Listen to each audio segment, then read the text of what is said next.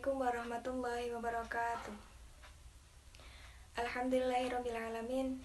Pada kesempatan kali ini, saya masih diberikan kesehatan, sehingga saya dapat menyampaikan beberapa materi nahwu. Materi-materi yang saya sampaikan mengambil dari beberapa sumber. Sumber yang pertama yaitu dari Matan Al-Jurumiyah. Untuk sumber yang kedua yaitu dari Muradan Al-Jurumiyah. Dan untuk sumber yang ketiga yaitu dari Mulakhos Lughatul Arabiyah.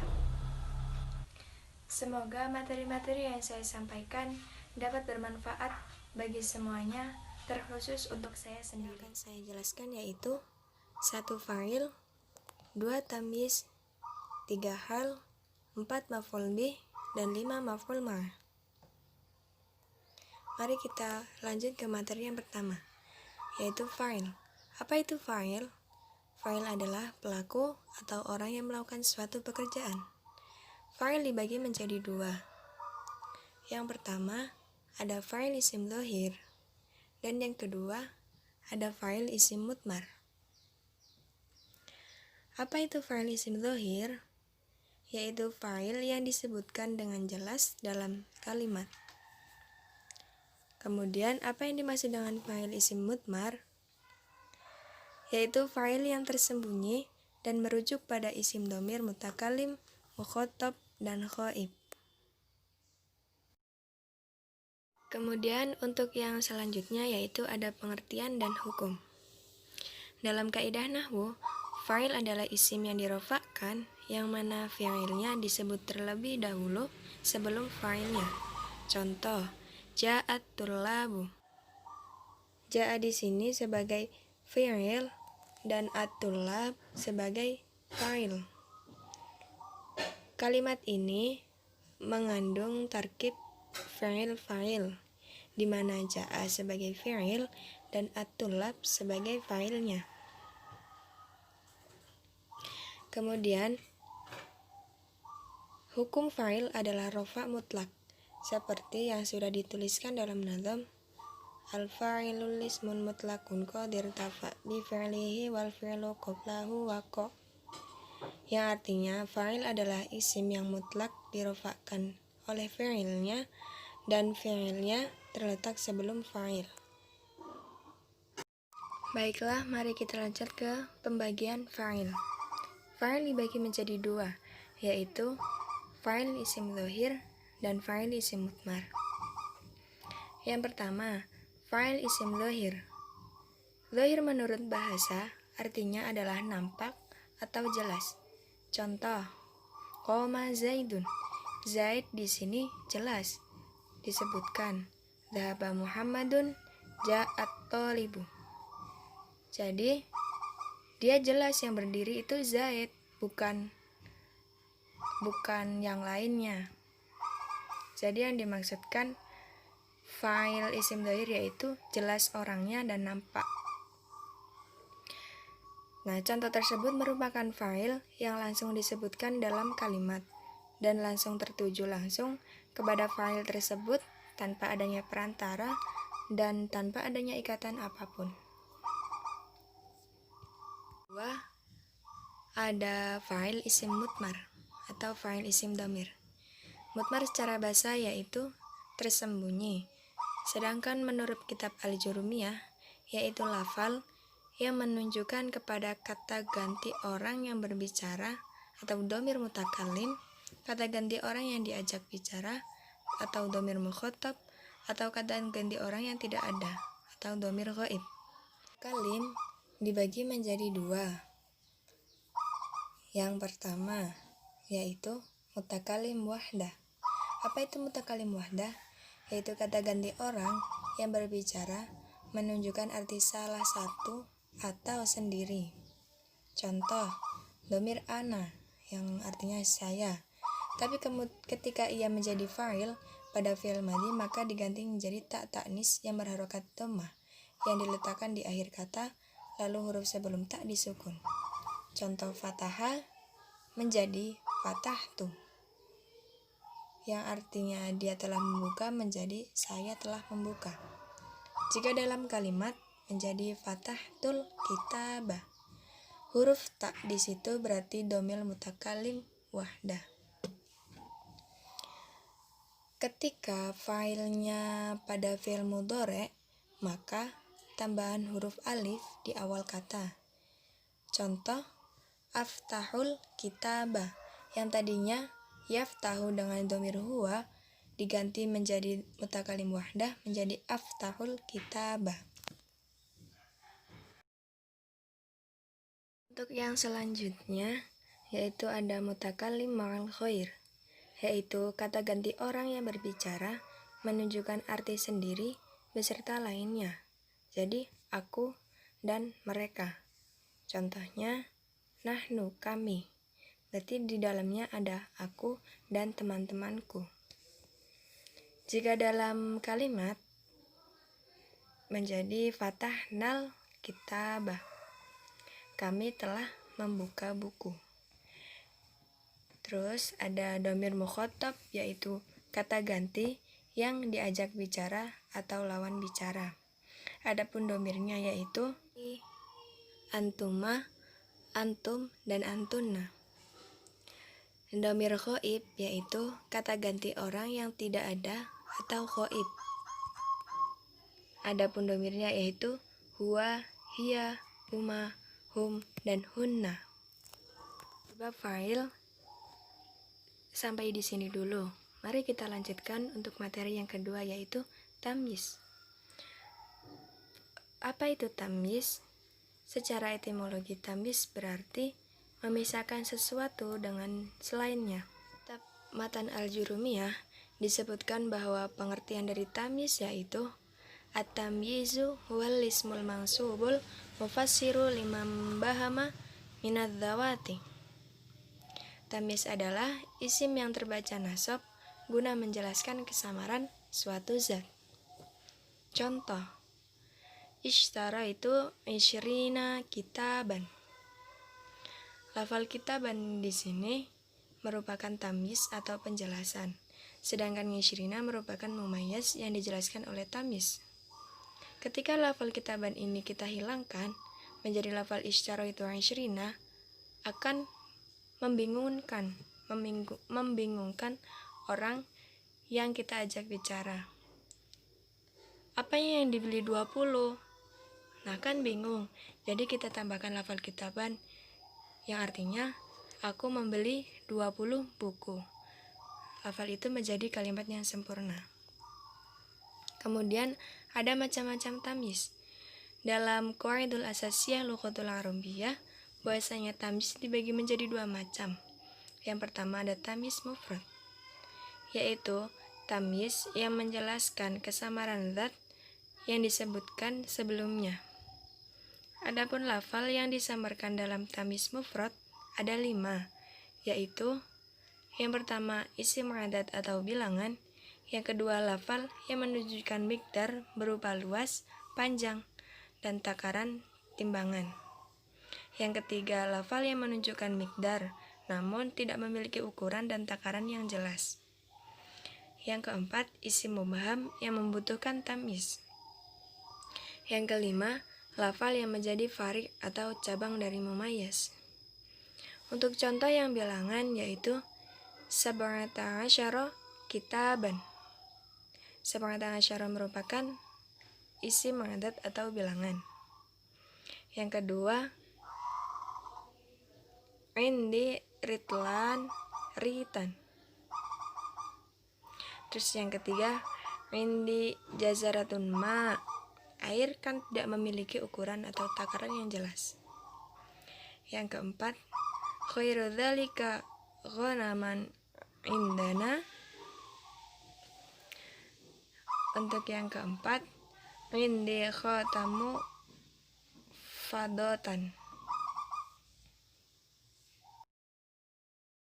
Selanjutnya yaitu tamyiz jumlah atau nisbah, yaitu tamyiz yang menjelaskan jumlah atau kalimat yang samar yang disandarkan kepada mahkum alaih. Contoh, dhabat dhaifu khalaqun. Tamu itu segar atau baik akhlaknya. Jika lafal kholakon tersebut dihilangkan, maka akan menjadi kalimat atau susunan kalimat yang samar atau yang masih belum jelas. Maka ditambahkan kholakon yang artinya akhlaknya supaya lafal tersebut menjadi lafal yang jelas. Tamis dibagi menjadi dua, yaitu tamis mangkul dan khairu mangkul. Yang pertama tamis mangkul yaitu tamis yang terbentuk dari fa'il, maf'ul, dan masdar. Hukum tamis muhawwal adalah dinasabkan selamanya. Contoh, washta'alar ra'su syiaban. Syiaban di sini merupakan masdar yang bermahal nasab.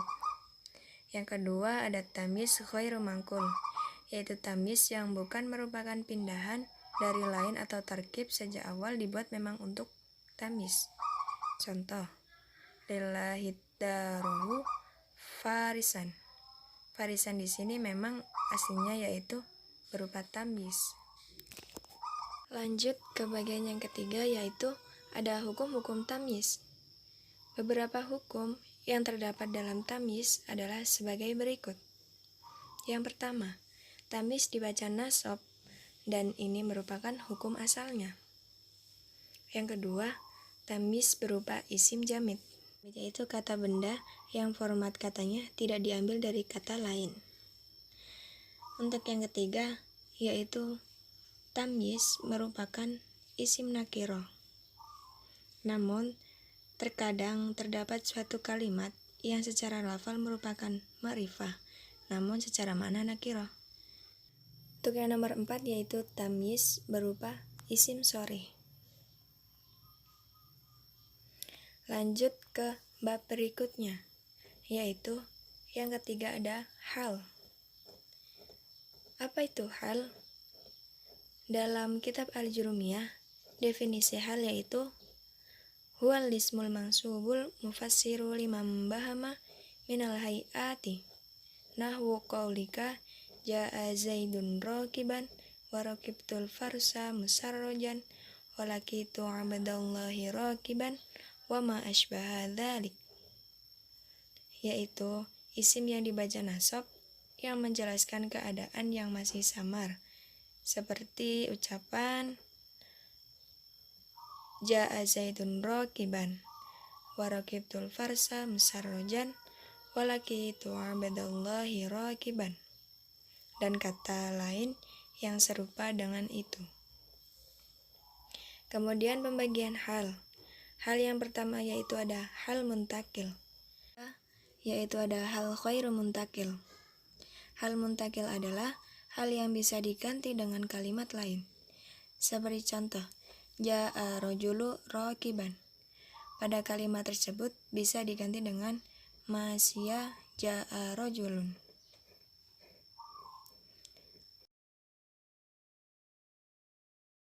Untuk hal yang kedua yaitu ada hal khairu muntakil, yaitu hal yang tidak bisa diganti dengan kalimat lain. Contoh, da'autullaha sami'an. Lafaz tersebut tidak boleh diganti dengan qadiran da'autullaha. Jadi dia mutlak da'autullaha sami'an. Masuk ke syarat-syarat hal dan contohnya. Yang pertama, tidaklah terbentuk hal tersebut kecuali nakiro. Apabila terdapat hal dengan lafal ma'rifat, maka mesti ditakwilkan dengan lafal nakiro. Seperti misal, ja'a zaidun wahdahu. Takdirannya yaitu ja'a zaidun munfaridan.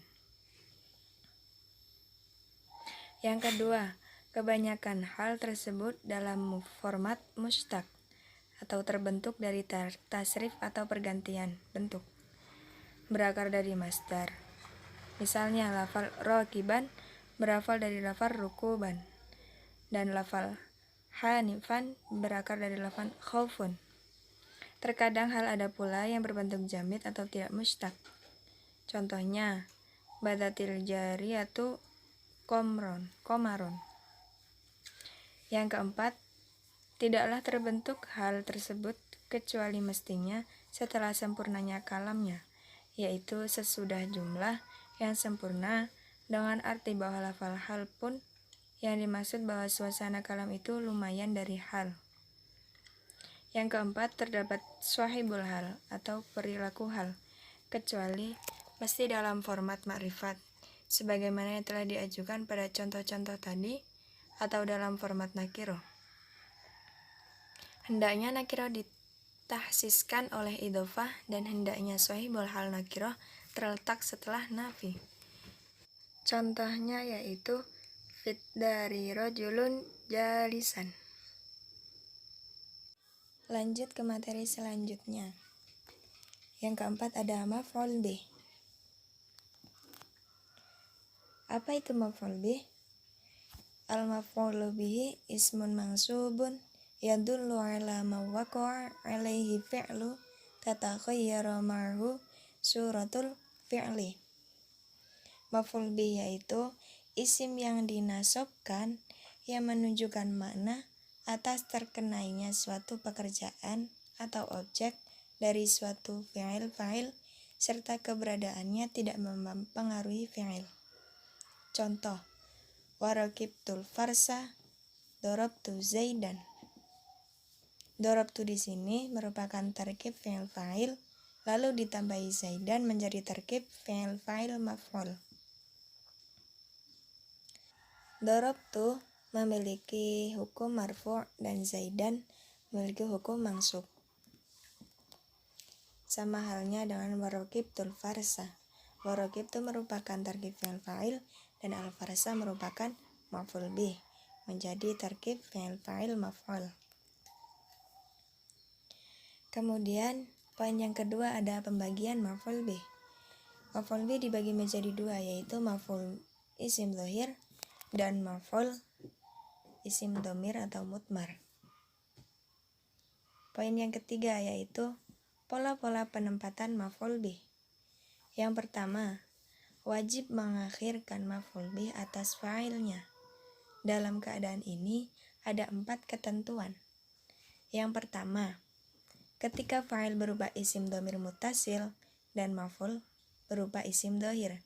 Contoh, dorobtu zaidan. Tak di sini merupakan dhamir muttasil dan zaidan merupakan isim dhohir. Jadi, mengakhirkan maf'ul bih atas fa'ilnya. Yang kedua, ketika fa'il dan maf'ul berupa dhamir dan tidak ada hasyr di antara keduanya. Contoh, akramtuhu. Yang ketiga, ketika maf'ulnya dihasyr menggunakan illa atau innama. Contoh, innama akrama zaidun iyyaka. Jadi di situ terdapat hasyarnya berupa innama.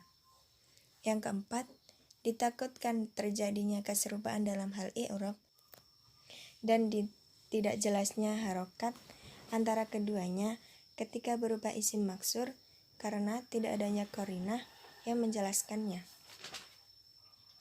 Contoh, doroba Musa Isa. Selanjutnya yaitu wajib mendahulukan maf'ul atas fa'ilnya. Dalam hal ini ada 3 ketentuan. Yang pertama, ketika maf'ul berupa dhamir muttasil dan fa'il berupa isim dhohir. Contoh, salatna amwaluna. Yang kedua, ketika pada fa'il ada dhamir yang kembali pada maf'ul bih. Contoh, idzibtala Ibrahima rabbuhu. Jadi, hu di sini kembali kepada Ibrahim. Yang ketiga, ketika fa'ilnya dihasyr dengan illa atau innama. Contohnya, innama yakhsyallaha min ibadihil ulama. Yang ketiga, boleh mendahulukan atau mengakhirkan maf'ul bih atas fa'ilnya. Dalam hal ini terjadi ketika fa'il dan maf'ul keduanya berupa isim dhohir. Contoh, doroba Amron Zaidun. Dilihat dari segi objeknya, fi'il dibagi menjadi 2, yaitu fi'il lazim dan muta'addi. Fi'il lazim yaitu fi'il yang maknanya tidak bisa sampai pada maf'ul kecuali dengan perantara huruf jar atau fa'il yang tidak membutuhkan maf'ul bih. Fa'il lazim dipastikan ada 6. Yang pertama ada af'alus sajaya atau fa'il-fa'il yang menunjukkan makna watak. Contoh, hasuna, tola, kobaho, kosro. Yang kedua ada lafal yang mengikuti wazan if'alallah. Contoh, itma'annal qalbu. Itma'anna di situ mengikuti wazan if'alallah. Yang ketiga lafal yang menyerupai sasa. Contoh, ikhron jama, islangko. Yang keempat ada fi'il yang menunjukkan arti bersih. Ada dhoharo dan nadhofa. Selanjutnya ada fi'il yang menunjukkan makna kotor. Contoh, wasakho, danasa. Yang keempat, fi'il yang menunjukkan makna art yaitu huwa ma laisa harkatu jismin min ma'na qa'imin bil fa'ili ghairi lazimillah, yaitu perkara yang bukan merupakan gerakan jisim dari sifat yang bertempat pada fa'il yang tidak selalu menetap. Fa'il yang kedua yaitu ada fi'il muta'addi, yaitu fi'il yang maknanya sampai pada maf'ul bih tanpa perantara huruf jar, atau pengertian secara singkatnya yaitu fi'il yang membutuhkan maf'ul bih atau objek. Contoh, darabtu Zaidan. Zaid di sini berfungsi sebagai maf'ul bih. Ketika Zaid dihilangkan menjadi lafal darabtu, merupakan lafal yang kurang sempurna. Saya memukul. Memukul apa? Kemudian ditambahi lafal Zaidan menjadi saya memukul Zaid. Fi'il muta'addi sendiri dibagi menjadi 2, yaitu muta'addi bin nafsi, yaitu fi'il yang bertemu langsung dengan maf'ul bih tanpa perantara huruf jar. Contoh, ishtaro Ahmadu kolama. Kemudian ada muta'addi bi khairihi yang disertai dengan huruf jar. Contoh, dhahabtu bika. Ba di sini yaitu huruf jar.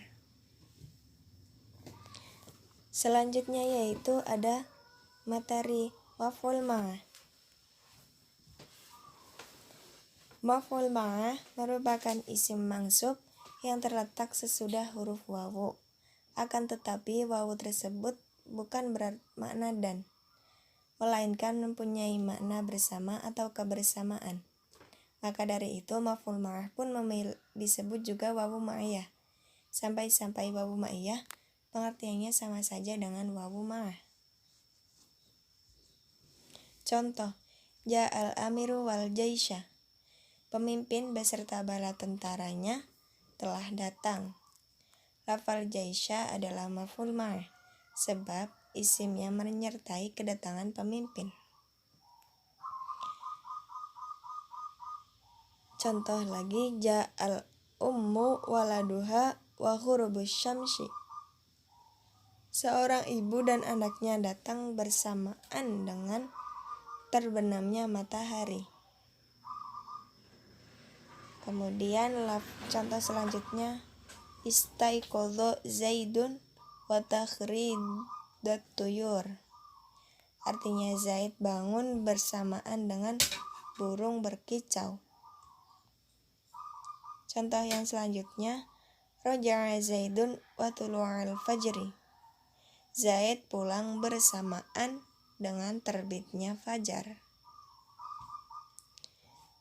Poin yang kedua ada syarat maf'ul ma'ah. Yang pertama, sebelum wawu ma'iyah terdapat jumlah. Contoh, ja'al amiru wal jaisha. Di situ sebelum wawu ada lafal ja'al amiru berupa jumlah fi'il fa'il. Yang kedua, maf'ul ma'ah terletak langsung setelah huruf wawu yang dinamakan dengan wawu ma'iyah. Tidak boleh terdapat lafal pemisah sebelumnya. Yang ketiga, wawu ma'ah mengindikasikan suatu kebersamaan, bukan kata sambung. Jadi, wawu di sini, wawu athof itu faedahnya ikut serta kata sebelum dan sesudah wawu tersebut ada hal penisbatan hukum kepada keduanya. Contoh, hadara Muhammadun wa Hasanun. Wawu di sini wawu athof. Di sini Muhammad telah hadir, Hasan juga hadir. Akan tetapi, waktu hadir atau tempat hadir bisa berbeda, yang pasti sama-sama hadir. Adapun wawu mayah tidak memiliki faedah ikut sertanya kata sebelum dan sesudah wawu tersebut dalam hal penisbatan hukum, akan tetapi hanya menunjukkan kepada kebersamaannya. Contoh hadara Muhammadun wa khurubus syamsi. Muhammad telah hadir bersamaan dengan tenggelamnya matahari. Jadi, hadir hanyalah Muhammad. Sisi kebersamaannya adalah di sisi waktu saja, di mana Muhammad hadir bersama tenggelamnya matahari. Cukup sekian materi yang dapat saya sampaikan. Apabila dalam penyampaian materi terdapat tutur kata dan penjelasan yang kurang jelas, saya mohon maaf yang sebesar-besarnya. Akhiron, wassalamualaikum warahmatullahi wabarakatuh.